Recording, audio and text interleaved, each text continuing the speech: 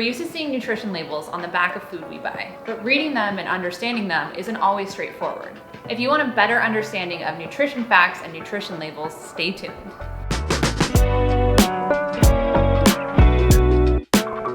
Hi, I'm Taylor. I'm a registered dietitian and the wellness advisor at the Lambie, a concierge primary care practice in NYC.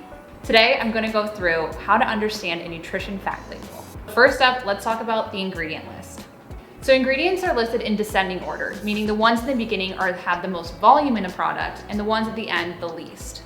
A shorter ingredient list signals less food processing, fewer additives, and less unnecessary ingredients. The first listed ingredient should ideally be nutrient-dense whole foods, or at least ones that you've seen before. If you purchase an item that contains added sugar, it's ideal to have that ingredient at the end of the ingredient list.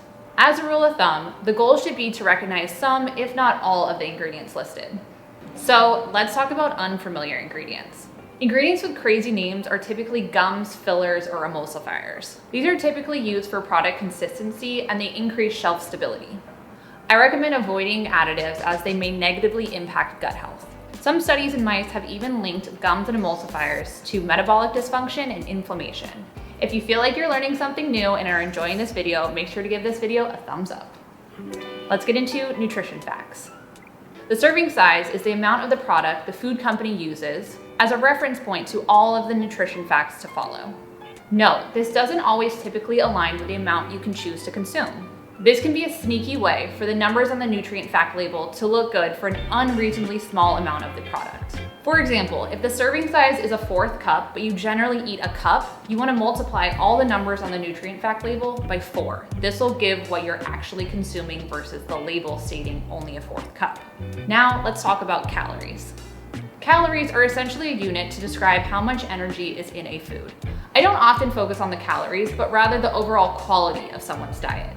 These are things like the presence of healthy fats, proteins, and fiber. Speaking of fiber, let's talk about it. Fiber is a mostly indigestible part of foods like whole grains, veggies, and fruits. They help make meals more filling, assist in bowel movements, and feed the good gut bacteria. As a general rule of thumb, I recommend consuming over 28 grams of fiber per day. This is the equivalent of about 7 to 9 servings of vegetables per day. Fair warning, you want to increase your fiber intake gradually. Your body may need a moment to adjust to a larger fiber load. Make sure to drink a lot of water to help fiber move through your GI tract smoothly. Many packaged foods and convenience items have no fiber. Therefore, they're likely to be stripped of other micronutrients. Let's talk about carbohydrates, also known as carbs. Carbs are a fuel source for our energy needs and should comprise about 50% of our daily calorie intake. Total carbohydrates include all the different types of carbohydrates in the food, including starches, fibers, and sugars.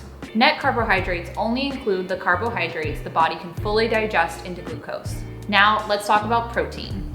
Proteins are made up of chemical building blocks called amino acids. Your body uses amino acids to build muscles and bones and to make hormones and enzymes. They can also be used as an energy source.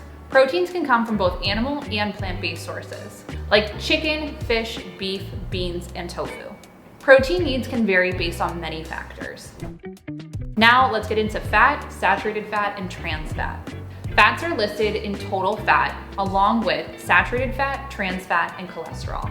You want to avoid trans fats entirely. Now we'll talk about saturated fats. Saturated fats are found in animal-based foods like beef, pork, poultry, full-fat dairy, and tropical oils like coconut and palm.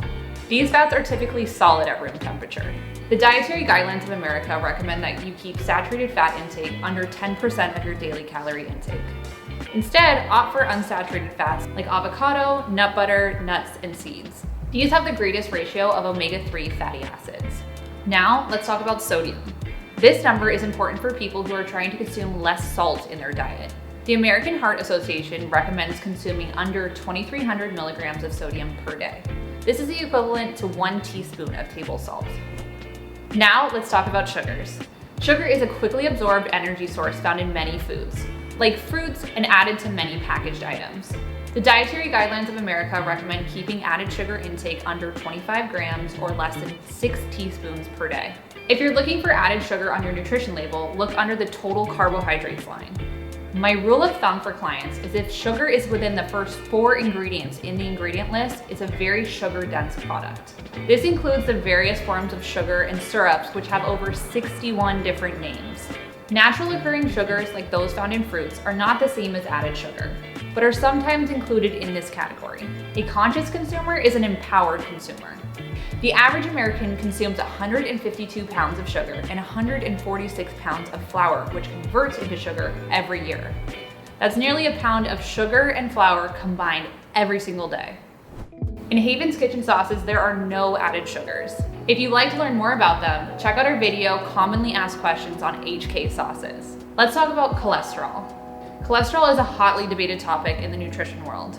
Recent research reveals that dietary cholesterol does not impact blood cholesterol. Rather, scientists have revealed that eating refined grains and added sugar have a greater impact on cholesterol levels. Lastly, let's talk about vitamins. Vitamins and minerals are micronutrients the body needs to carry out a range of functions. They are listed at the bottom of the nutrition fact label in % daily value based on the average consumer. Many packaged goods are high in vitamins and minerals because they are fortified. If you're wondering what fortification means, it means vitamins and minerals are added to a product that don't already exist. On the other hand, enriched vitamins and minerals in a product are nutrients that were already existing in that food and just added on top.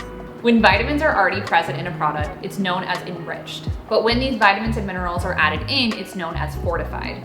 Try not to fall prey to the fortification of non-nutritious food products. These are common in food products like sugary cereals, juices, and granola bars. It's always best to get these nutrients from whole food sources when possible.